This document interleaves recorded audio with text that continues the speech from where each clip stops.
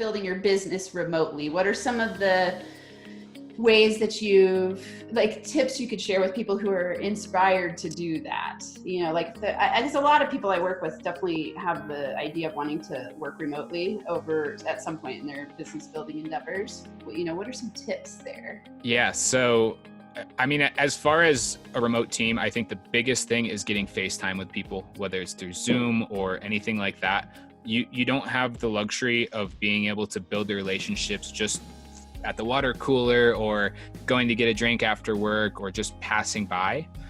So relationships have to be a massive priority. You have to put a lot of time and energy just into getting to know your people, knowing where they're at in life, personally, and work, if they're happy, if they're sad,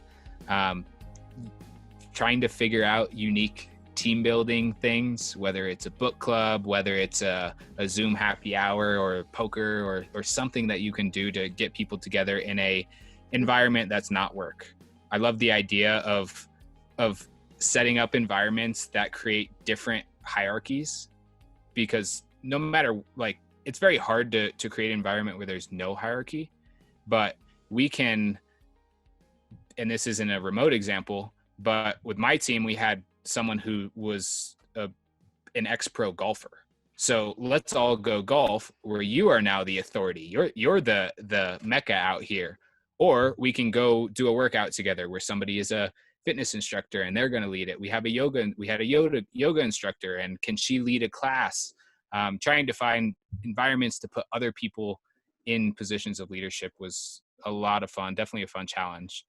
And as far as being on the road, I think the two things I would say, the biggest thing above all else is getting your Wi-Fi situation sorted out. Yeah. We have every booster and antenna and like anything that you could possibly think of.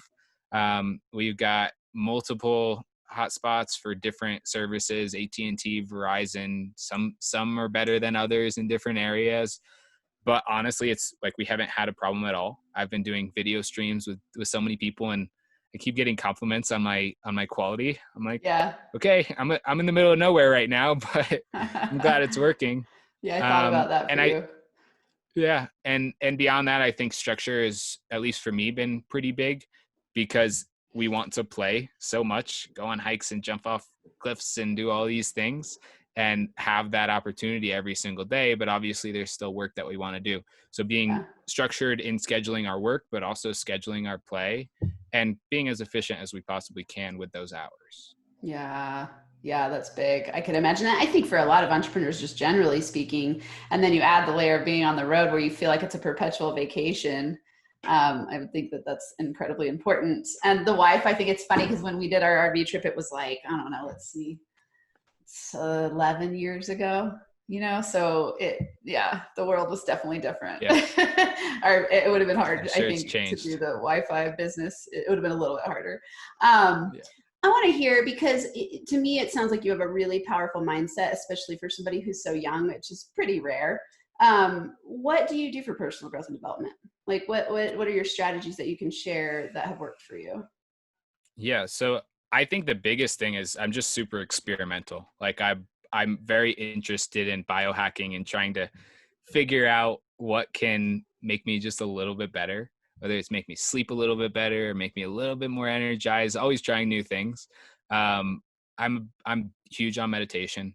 I am a strong believer that is like the secret code. If you read Tim Ferriss's books, Tribe of Mentors and Tools of Titans, just hundreds of thousands of, not hundreds of thousands, but thousands of people that he's interviewed that are at the top of their industry, whether it's LeBron James or people of that sort. And I think something like 80% of them do some morning meditation or mindfulness practice. So that's big for me. I feel like meditation should be treated like showering and brushing your teeth. You would never go 3 days without showering, or most people wouldn't. But maybe I will, living in an RV now. Yeah. But you would make that a priority. Yeah.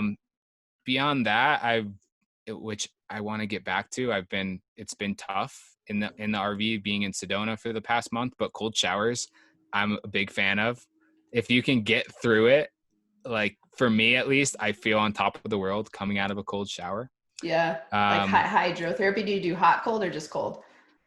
Just cold. Just cold. Okay. I like just cold. Yeah. Okay. And I've played with contrast, and I like that Yeah. as well. Yeah.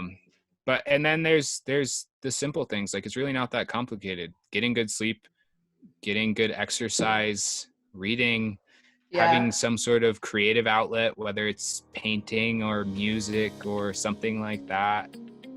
To listen to the full episode, head on over to nfacoaching.com, hit the podcast link, and it'll take you to all of the full episodes.